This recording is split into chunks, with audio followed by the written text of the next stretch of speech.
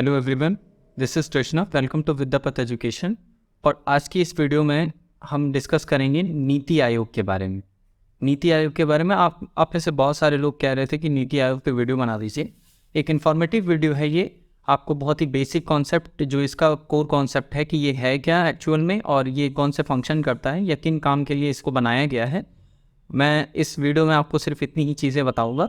बहुत ही short video होगी और कोशिश करूँगा आपको इजी वे में इसके जो ऑब्जेक्टिव हैं और पर्पस जो है इसका, उसको अच्छे से समझा सकूँ। तो वीडियो स्टार्ट करते हैं। जैसा कि आप लोग जानते हैं कि जो प्लानिंग कमीशन था उसी का नाम बदल करके हमने नीति आयोग बनाया है, ठीक है।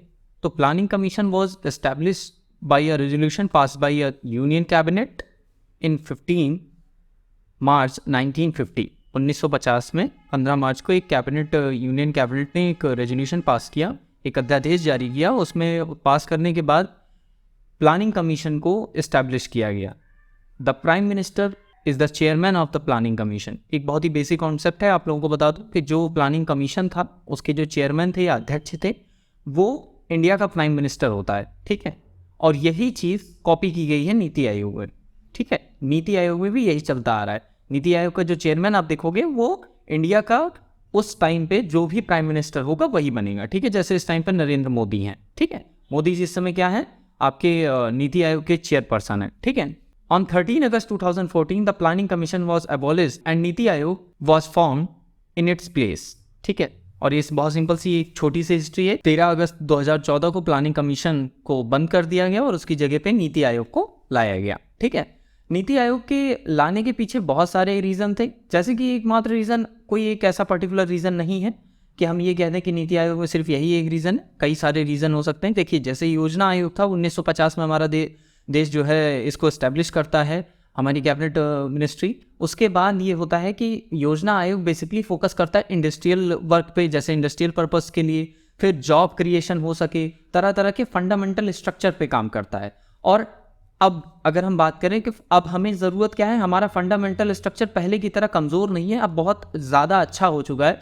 अब हमें ज़रूरत है तो एक ऐसी फेडरल गवर्नमेंट की, एक ऐसे संघवाद की जिससे हम आपस में कनेक्ट हो करके और अपने काम को आगे बढ़ा सकें।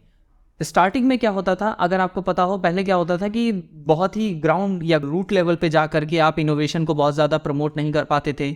ऐसी कमियां थी, बहुत सारे ऐसे डिसएडवांटेज भी थे प्लानिंग कमीशन के, जिसकी वजह से हमें एक नए स्ट्रक्चर की ज़रूरत थी, एक नए इंस्टीट्यूशन की ज़रूरत थी। और उसी इंस्टीट्यूशन को ध्यान में रखते हुए नीति आयोग को लाया गया।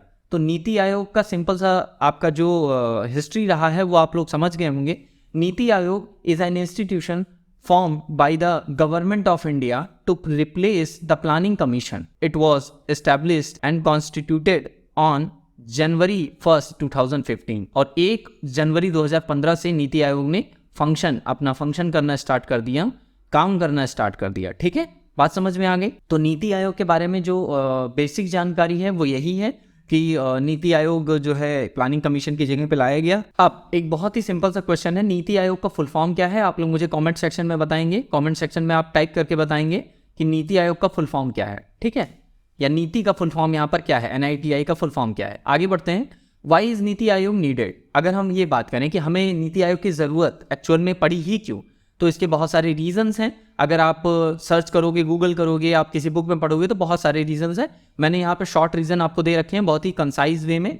Over the year we have seen that Indian institutional framework has evolved and matured, and in view of the new planning and governance process the government felt the need for such an institution to work in a suggestive and constructive manner which could be provide new dimension of innovation and development in various fields to the state and the central government. To fulfill this need, on 1st January 2015, Niti Aayog was formed and established by the Government of India in place of the Planning Commission.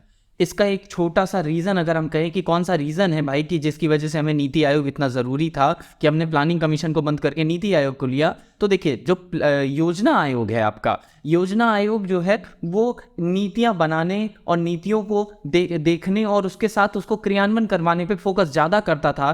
बजाय इसके कि सुझाव देना, रचनात्मक तरीके से creativity जो ढूंढना, या हम ये कह सकते हैं कि रूट लेवल पे जा कर के नए नए इनोवेशन आइडियाज़ को प्रमोट करना, उन्हें आगे लाना और उससे फिर चीज़ें बनाना और कोशिश करना कि जो हमारा स्ट्रक्चर है वो ज़्यादा से ज़्यादा एक दूसरे से को कनेक्टेड हो और कोऑपरेटिव तरीके से आगे बिल्ड हो सके। इसलिए हमें नीति आयोग की ज़रूरत थी as compare to planning commission को कैरी ऑन रखने की। ठीक है, तो सुझात्मक, यहाँ दो वर्ड मैंने बोले हैं, सुझात्मक और रचनात्मक। ये दोनों वर्ड इसलिए इम्पॉर्टेंट हैं क्योंकि नीति आयोग सुझाव की तरीके से काम करता है, साथ ही साथ रचनात्मक तरीके से काम करने का काम नीति आयोग का है। वो कनेक्टिविटी डिफरेंट गवर्नमेंट के बीच में या डिफरेंट डिपार्टमेंट्स के बीच में एक रचनात्मक तरीके से कनेक्टिविटी रखता है, ताकि जो भी इनोवेशन है, नए नए आइडियाज़ हैं, तरीके हैं, डेवलपमेंट की नई नई तकनीकें हैं, उन सबको लाया जा सके और उन्हें इम्प्लीमेंट किया जा सके। ठीक है,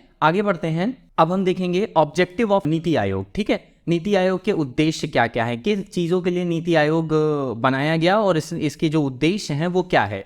यहाँ पर साफ साफ मेंशन है, to develop a shared vision of national development priority areas and strategies along with the active participation of state in national development. राष्ट्रीय विकास में राज्यों की जो सक्रिय भागीदारी है, मैं बार बार वही कह रहा हूँ ना कि नीति आयोग को बनाने का एक मेन पर्पज़ ये था कि हम जो स्टेट्स हैं, जितने भी हमारे स्टेट्स हैं, उन सबको नेशनल इंटरेस्ट की तरफ प्रमोट करना कि आप जो भी कर रहे हो वो अल्टीमेटली आप नहीं, आपके साथ साथ देश भी कर रहा है। ठीक है, इस पूरी भावना को, इसको प्रमोट करना, और जो हमारी पार्टिसिपेशन है किसी भी टास्क को लेकर के central government as well as state government की, उसको एक जगह पे ला करके एक साथ लेकर के चलना। ठीक है, फिर सेकंड है हमारा to promote federalism between the state and the centre. राज्यों एवं केंद्र के बीच संघवाद को बढ़ावा देना कि एक दूसरे के साथ मिल करके काम कर सकें। ठीक है, to pay special attention on those section of our society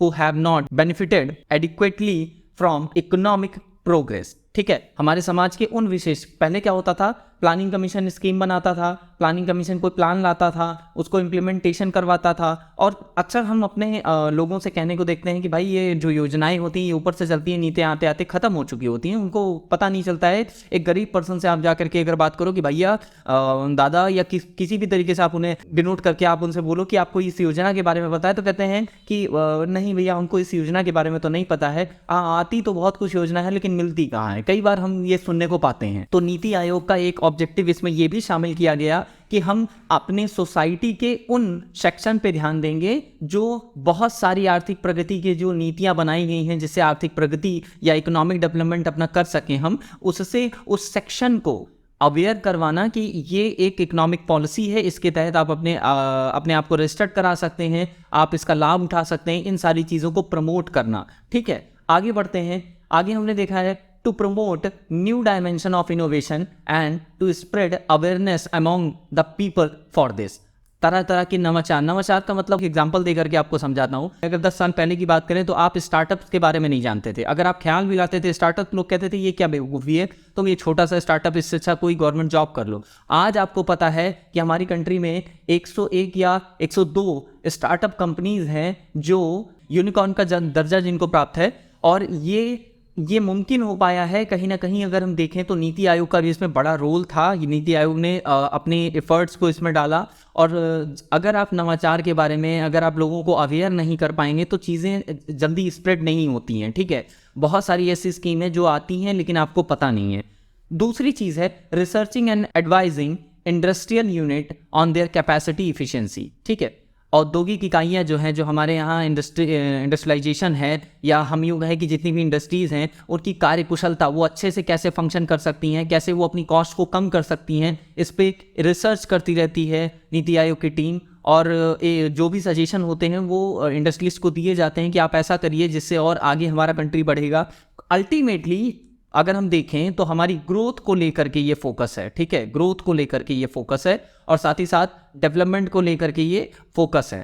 ठीक है, डेवलपमेंट को लेकर के इसका मेन फोकस रहता है कि अल्टीमेटली जो भी एक्टिविटीज़ हमारी कंट्री में हो रही हैं वो ऐसे कनेक्टेड हो कि अल्टीमेटली उसका जो इम्पैक्ट है वो हमारी डेवलपमेंट और ग्रोथ को आगे बढ़ा सके। ठीक है, अगला है to develop a mechanism for preparing plan at the village level and to give guideline to government for its use. अब बहुत ही बेसिक चीज़ है, अगर आपने आर्टिकल 40 के बारे में पढ़ा है इंडियन कॉन्स्टिट्यूशन तो आपको पता होगा कि एक बहुत ही सिंपल सा वाक्य भी आपने सुना होगा कि अगर आपको भारत देखना है तो आपको गांवों को देखना होगा, या अगर आपको भारत का विकास करना है तो सबसे पहले आपको गांवों का विकास करना होगा। तो नीति आयोग की एक उद्देश्यों में से एक उद्देश्य ये भी है कि ऐसी योजनाएं बनाना जो ग्राम स्तर पर या यूं कहें ग्रामीण लेवल पे फंक्शन कर सकें, और उसको एप्लीकेबल करने के लिए पर्टिकुलर उस स्टेट की गवर्नमेंट को दिशा निर्देशन देना कि आप कैसे काम करेंगे कि आपके गाँवों का डेवलपमेंट हो सके। आई होप कि आपको समझ में आया। अब हम बात करेंगे स्ट्रक्चर या एडमिनिस्ट्रेशन ऑफ नीति आयोग।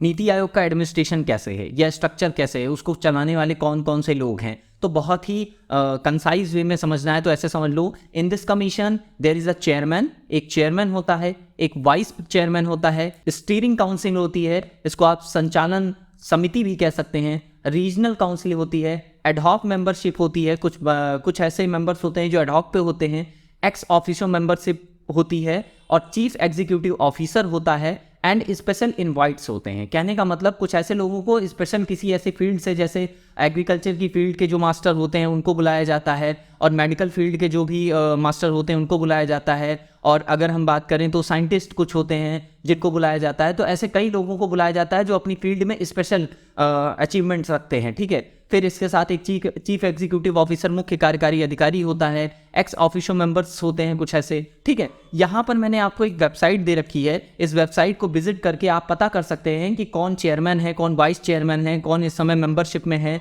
कौन कौन से लोग जो हैं वो स्पेशल फील्ड से आते हैं। आप इस वेबसाइट पे जाएंगे, इस वेबसाइट को आप ध्यान से देख लीजिए, इसको टाइप करिए गूगल पे टाइप करने के बाद आपको पता चल जाएगा कि कौन कौन से मेंबर्स हैं, क्योंकि अगर ये क्वेश्चन लॉन्ग में आता है आपके क्वेश्चन पेपर में, ठीक है, तो आपको ये नहीं लिखना है कि उसके एक चेयरमैन होते हैं, आपको ये डिनोट भी करना है कि एज प्राइम मिनिस्टर इसके जो है चेयरमैन होते हैं, करंट टाइम में इसके वाइस चेयरमैन ये हैं। तो इस वेबसाइट पे जा करके आप डाउनलोड कर सकते हैं पीडीएफ में भी, और देख सकते हैं कि कौन इसके चेयरमैन है, कितने मेंबर्स हैं, क्या नाम है उनके, कब उन्होंने अपनी टेन्योर को स्टार्ट किया है, ठीक है।